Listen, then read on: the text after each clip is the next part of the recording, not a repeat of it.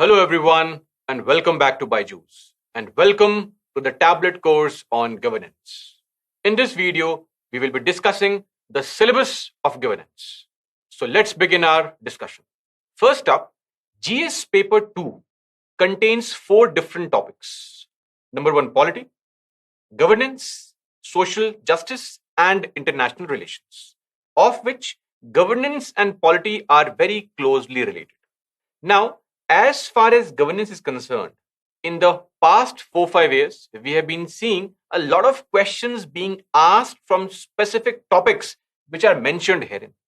So, let's go through all these topics one by one and also what is required to be studied under all these topics. So, firstly, we will be studying about transparency and accountability. What exactly is transparency? What is the need for transparency? What are the advantages? And is there any institutional measure to promote transparency? For example, we have something called the RTI, the Right to Information Act 2005, under which we also have the body CIC and the SIC. CIC stands for the Central Information Commission and SIC stands for the State Information Commission. Now, as far as accountability is concerned, under the topic accountability, we will be studying about the CAG, that is the Comptroller and Auditor General, a very important post which is a constitutional post mentioned under Article 148. We will discuss in detail about the appointment, the removal, the other provisions, plus what are the various audits performed by the CAG and the Indian Audit and Accounts Department, and what are some challenges or constraints when it comes to the CAG. Apart from it, under transparency itself, we will be studying a very unique topic called citizens' charters. Now, I'm sure that most of you have not heard of this topic because this is not much in news. But on 2 occasions, UPSC has asked a question in mains from the topic citizens' charters. So in this topic, we'll be studying all about what exactly is a CC, how did the concept originate, plus what are the challenges in India, and some suggestions as mentioned by various commissions and committees. Now, under the same topic, transparency and accountability, we will also be covering corruption. What are the various ways to measure corruption? What are some types of corruption? What is the definition of corruption, if any? And also various laws and bodies in our country to check corruption. For example, the PCA 1988, that is the Prevention of Corruption Act 1988, as amended in the year 2018. Then the very famous CBI. We'll also be studying about the Lokpal as well as the Lokayukt. Then CVC, the Central Vigilance Commission. Apart from it, there is also a law called the Whistleblower Protection Act of the year 2014. So, we will be studying this law as well, plus some challenges associated with this particular law. So, we will be covering all these topics under the broad heading, the syllabus as mentioned by UPSC, that is transparency and accountability and institutional and other measures. Let's move on to the next topic. Now, the next topic is important aspects of governance. Under this topic, we will be exclusively looking at what exactly is this concept of governance. How do you define governance? What does governance entail? There are various ways in which governance can be defined by various groups. We have a Western model, the World Bank's approach to governance. We have the very famous, very popular generic definition of governance. And we will also see the idea of good governance. What exactly is good governance? There are 8 elements of good governance. Apart from it, UN has also tried to define good governance.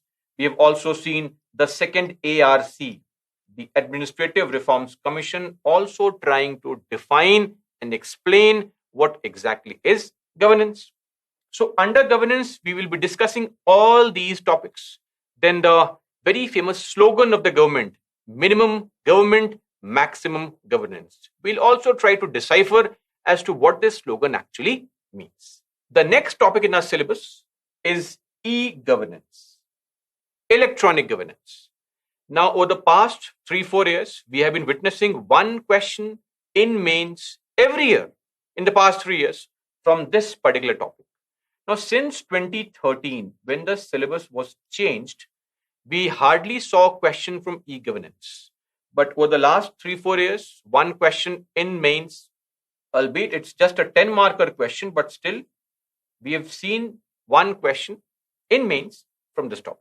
So we'll be studying about e-governance, the application, the various models, the 5 models of e-governance, the success, the limitations, the challenges with respect to e-governance, and the potential of e-governance in our country. Moving on to the next topic. This is the role of civil services in a democracy, role of people like you. Once you become an IAS officer or you become a civil servant, what is the role that you are supposed to play in a democracy? What is your importance? How are you to present yourself in the performance of your duties and functions?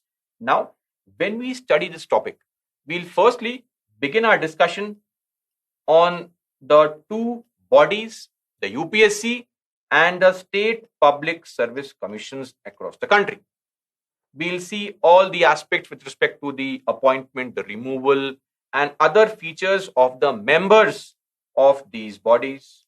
Then we'll discuss some very important challenges when it comes to these bodies.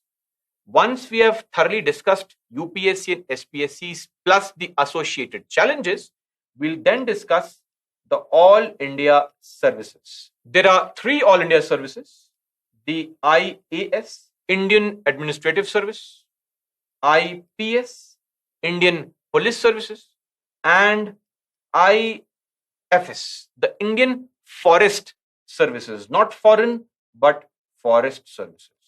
The Indian Foreign Services is basically a Group A service under the central government. Why?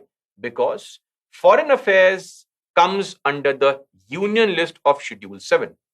So, we will be studying the need for the All India services. Why do we require this service?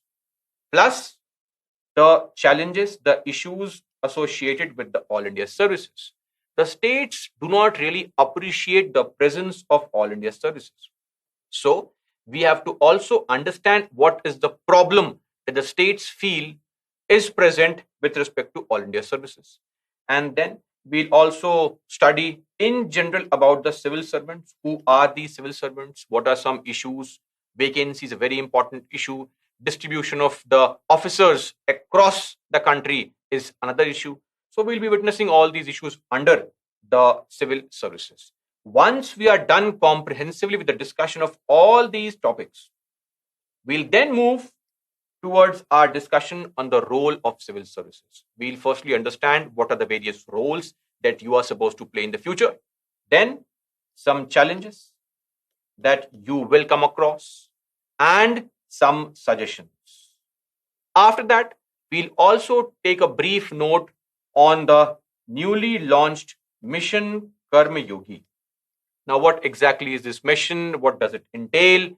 All such things under the broader topic, role of civil services in a democracy. Comparison of Indian constitutional scheme with that of other countries. Now, we will be discussing the 2 most important countries, UK and USA, and we'll try to compare the scheme of things in India with respect to USA, with respect to UK. Apart from this, we will also discuss in detail what is the procedure to elect the president in USA, what is a judiciary all about in USA, how does the judiciary of UK differ from that of India, and such comparative analysis. Now, one thing that is required and that should be a prerequisite to understanding this particular topic is a comprehensive knowledge of the Indian Constitution. So I would request you to kindly also revise the important aspects of our constitution through our polity lectures, and then you will have a much better understanding when we draw a comparative analysis of the Indian constitution with that of UK and USA. So this is all that is under the syllabus of governance under GS paper 2. Now, one of the most important questions that people normally ask, the students have in mind, is the book list. What exactly is the book list going to entail? Now, governance is a very dynamic topic. And trust me when I say this, there is absolutely no book in the market which covers all the topics comprehensively, plus is sufficient and is not an overload with respect to the examination. There are books on governance, but the information is so much that the cost benefit is very, very poor.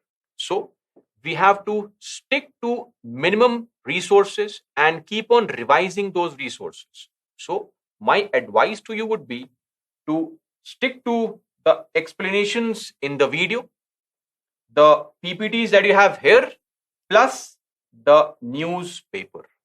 Now, apart from the newspaper, specific focus has to be on the editorials.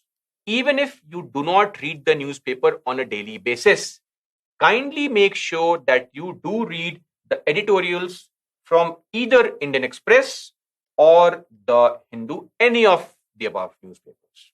Apart from it, also make it a habit to follow some current affairs monthly magazine.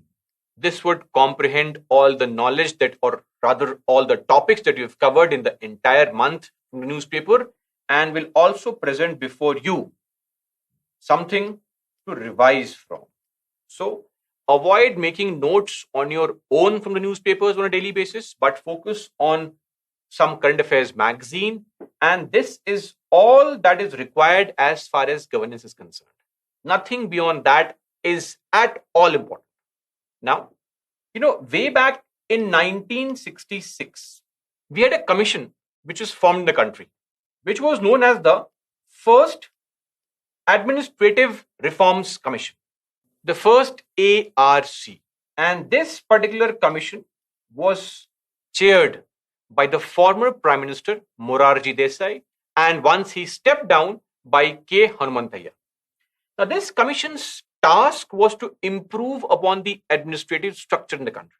You must have heard of this statement that in our country, schemes are amazing, but the real problem is in the implementation of these schemes.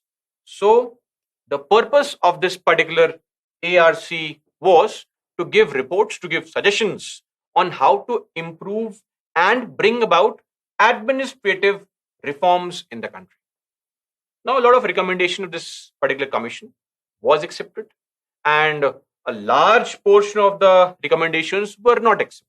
After roughly 40 years, in 2005, the second ARC was formed, and this ARC gave 15 reports on various aspects of administration and how to bring about reforms in those aspects. Now, the reports were given by the second ARC from the period 2006 onwards till 2009-10. And you can find out the list of all these reports mentioned here. Now, if you Google second ARC and also write DARPG reports, to be exact, you will find out the link to a page darpg.gov.in. DARPG stands for Department of Administrative Reforms and Public Grievances. This is a government website. We have the Ministry of Personnel, Pensions and Public Grievances. Under this ministry, there are 3 different departments.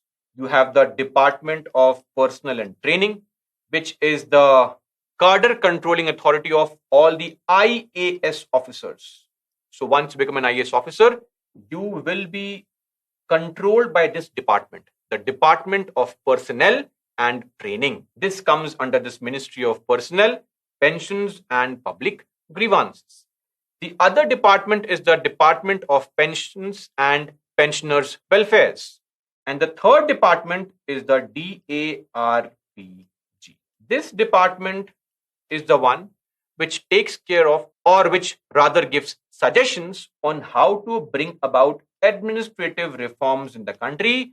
And it is this department which has provided with the second ARC reports, the 15 different reports. Now, all these reports are on various aspects of governance. The first report is on RTI. The fourth report is on ethics. You can see a report on public order, a report on local governance, a report on social capital, a report on organizational structure, so on and so forth. But reading these reports will consume a lot of time. Plus, not every report is important and not all the aspects are important. Just to answer 3 or 4 questions in mains, we cannot simply read 3 to 4,000 pages of reports on various topics, and there is still not guaranteed question coming from these reports. That's going to be a big challenge. So please avoid reading these reports. In fact, also avoid reading any kind of compilation on these reports. They are not important. And as and when required, in every topic, if second ARC has given any recommendation, I have incorporated those recommendations in the concerned topics. So there is absolutely no need to refer to the second ARC reports. So the second ARC reports can also be safely skipped, not important. So the conclusion of this entire discussion is that we have to focus on what is being taught in the videos. We have to focus on the content of the slides, plus read the newspaper with special focus on editorials on a daily basis, and also follow a current affairs monthly magazine. See all the PYQs that have come from governance, because most questions from governance are in mains. We've hardly had a question in prelims from governance. Maybe a question from CAG or a question from the comparison of the constitution has come once or twice, but not more than that. So this topic governance is basically a mains oriented topic. So we'll have to see all the previous year questions. When I say previous year questions, I mean questions from 2013 onwards, not before that. Those questions are not important. The syllabus has changed since 2013. The pattern has changed, and you need not refer to the questions which have come before 2013. So all the PYQs and regularly practice mock tests. You will have no difficulty if you remember the content, read the slides, go through the content over and over again, because the crux of scoring marks in UPSC is revision. So keep revising and keep studying the contents that we will be discussing under the broad heading governance. That's all for the video. Thank you.